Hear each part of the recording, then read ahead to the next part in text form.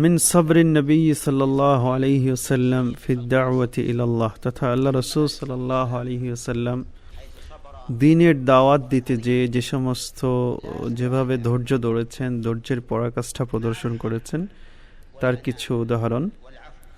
আল্লাহ রাসূল সাল্লাল্লাহু আলাইহি ওয়াসাল্লাম দ্বীনের দাওয়াত দিতে যে অনেক বেশি কষ্ট করেছেন, সেই কষ্টের ব্যাপারগুলো আমরা সবাই জানি। আল্লাহ রাসূল সাল্লাল্লাহু আলাইহি ওয়াসাল্লাম খুবই সহিষ্ণু ছিলেন, ধৈর্য ধরেছেন, ক্ষমার নীতি, এবং আল্লাহ রাসূল সাল্লাল্লাহু আলাইহি ওয়াসাল্লাম তাওয়াদু বা বিনয়ের নীতি অবলম্বন করেছেন। বিশেষ করে আল্লাহ রাসূল সাল্লাল্লাহু আলাইহি ওয়াসাল্লাম যখন তায়েফের লোকদেরকে দাওয়াত দিতে গিয়েছিলেন, তাদেরকে তাওহীদের দিকে ডাকছিলেন, তাদেরকে জান্নাতের দিকে ডাকছিলেন, তাদেরকে চেষ্টা করছিলেন কি করে জাহান্নামের আগুন থেকে বাঁচানো যায়। কি ঘটেছিল? তারা দুই দিকে সারিবদ্ধভাবে নির্ভুদের মতো আল্লাহ রাসূল সাল্লাল্লাহু আলাইহি ওয়াসাল্লামের উপর পাথর নিক্ষেপ করছিল, এবং তারা বলছিল, ইদরিবু মুহাম্মদ বিল আহজার, তোমরা মুহাম্মদকে পাথর নিক্ষেপ করো।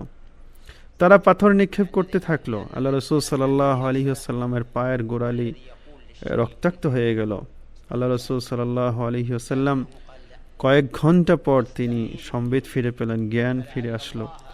অতঃপর পাহাড়ের যে মালিক ফেরেশতা মালাকুল জিবাল, পাহাড়ের ফেরেশতা আসলো, এসে বলল, ইয়া রাসূলুল্লাহ, আল্লাহ তাআলা আপনাকে সালাম দিয়েছেন, এবং আপনি যদি আমাকে নির্দেশ দেন তাহলে আমি এই দুই কঠিন শিলা পাহাড়কে, আখশাবাইনকে একত্রিত করে এদেরকে শাস্তি দিব। আল্লাহ রাসূল সাল্লাল্লাহু আলাইহি ওয়াসাল্লাম কি বলেছিলেন? লাআল্লাল্লাহ আইয়াখরুজা মিন আসলাবিহিম মান ইয়াবুদুল্লাহ লা ইউশরিকু বিহি শাই। তোমরা এই কাজ করো না, বরং হতে পারে আল্লাহ তাআলা তাদের থেকে, তাদের ঔরস জাত থেকে এমন মানুষ বের করে দেবেন যারা আল্লাহ তাআলা এক আল্লাহর ইবাদত করবে, তার সাথে কাউকে শরীক করবে না। ঠিক, আল্লাহু আকবার। আল্লাহ তাআলা তাদের মধ্য থেকে এমন ব্যক্তি বের করেছিলেন যারা ইসলামের পূর্ব পশ্চিমের বিজয় ছিনিয়ে এনেছিল।